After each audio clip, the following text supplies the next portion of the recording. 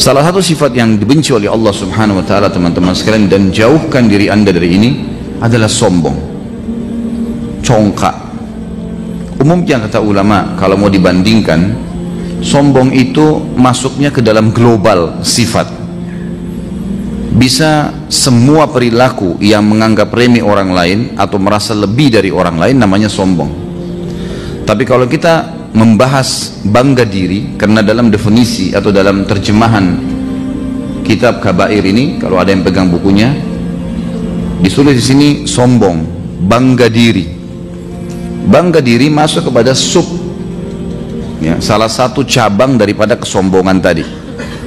Misal bangga diri dengan pakaian, berbangga diri dengan bicara, karena dia pintar berbicara, kata-kata yang dia keluarkan, bangga diri dengan penampilan, dengan kendaraan. Sub daripada kesombongan. Kalau sombong masuk global. Angkuh lebih cenderung berhubungan dengan masalah harta. Kalau seseorang memiliki kelebihan harta, maka yang lebih banyak cenderung kepada angkuhnya. Angkuh itu sebagian ulama memberikan definisi adalah mengangkat dagu melebihi batasnya karena menganggap remeh orang. Ini saya rincikan definisi yang disebutkan oleh Imam Az-Zahabi ini, supaya kita tahu sebenarnya perbedaan dasarnya apa saja sih. Kemudian ujub. Ujub itu suka membangga-banggakan amal. Saya udah 10 kali haji. Saya udah 10 tahun ikut taklim. Saya udah 10 tahun pakai jilbab.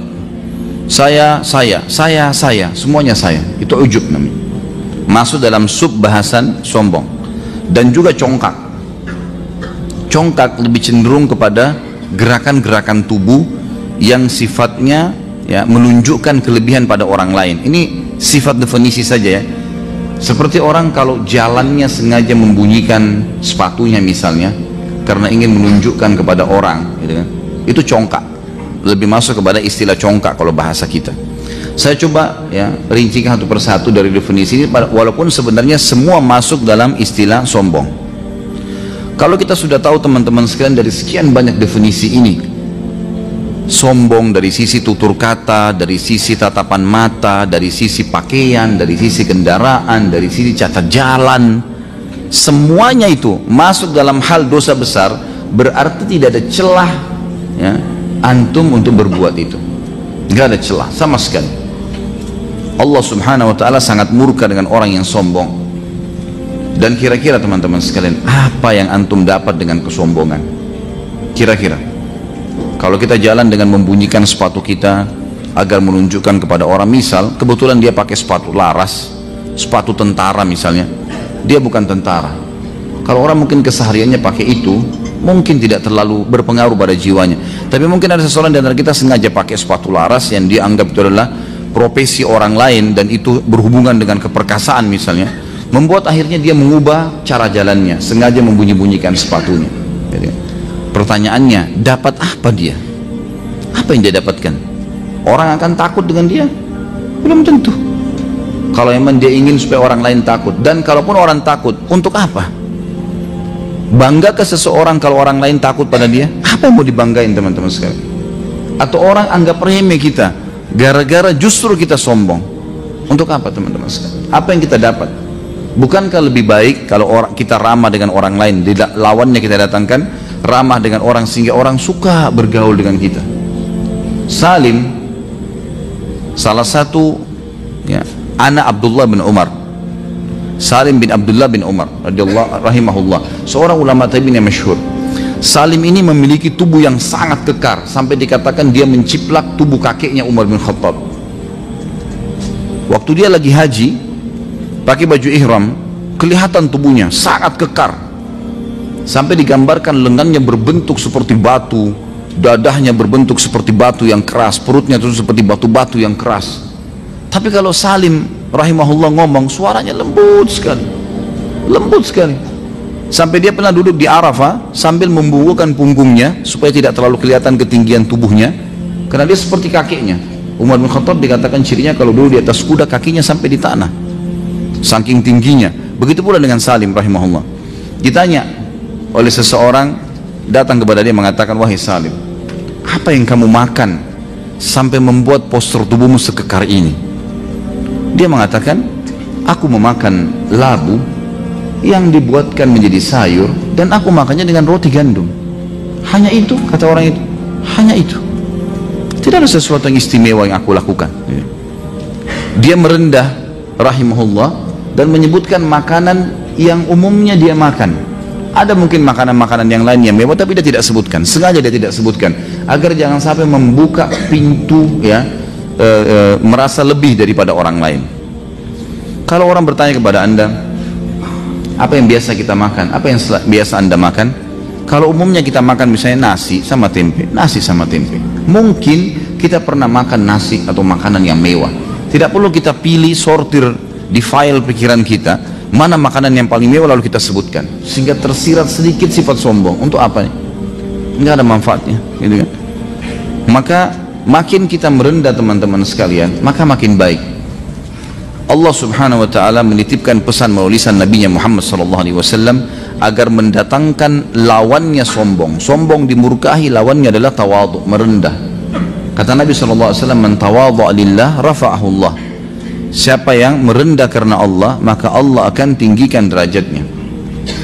Abdullah bin Mubarak rahimahullah, salah satu ulama tabi'in, terkenal orangnya lembut sekali, lembut.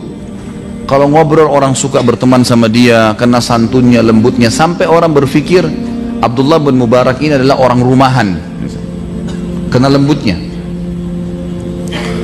Satu waktu di kancah peperangan teman-teman, di kancah jihad, pasukan muslimin bertemu dengan pasukan Rum, dan ini di kancah peperangan lagi saatnya menunjukkan keberanian. Dan memang di pasukan non muslim ini, pasukan Rum ini keluar satu orang yang badannya sangat kekar dan cuma bola matanya yang kelihatan karena semuanya besi dari kepalanya sampai kakinya. Lalu dia memainkan pedang, yang pedang tersebut ya itu dikatakan dalam gambaran riwayat kalau diangkat oleh orang biasa dari pasukan muslimin butuh 2 orang. Besar sekali, kekar, membawa pedang ini. Lalu kemudian dia mulai menghantamkan pedang tersebut karena kuatnya dan tebalnya besinya itu ke batu, dan batu itu bisa pecah 2, batu yang sangat besar di kancah peperangan. Kemudian teriak menantang kaum muslimin. Waktu itu dikatakan tidak ada satupun muslim yang berani maju. Melihat keadaan ini, mereka takut melihat keadaan ini. Keluar dari belakang pasukan teman-teman sekalian seseorang yang postur tubuhnya tidak terlalu besar, sederhana, menggunakan imamahnya ditutup semuanya sampai termasuk alisnya, tinggal bola matanya saja. Keluar dengan naik kuda sederhana, menjawab tantangan orang itu dari belakang pasukan, bukan di depan pasukan, dari belakang. Dia jalan, orang-orang semua hening melihat kejadian tersebut. Ini siapa muslim ini? Berani benar maju. Di depan pasukan muslim ini ada pasukan-pasukan, biasanya kalau di pasukan perang zaman dulu itu di bagian depan ditaruh orang-orang yang memang ini tim khusus untuk mendobrak musuh, memang berani mati udah. Ini dari belakang pasukan berarti yang biasa maju ke depan, melawan orang tersebut dengan pedangnya yang sangat sederhana.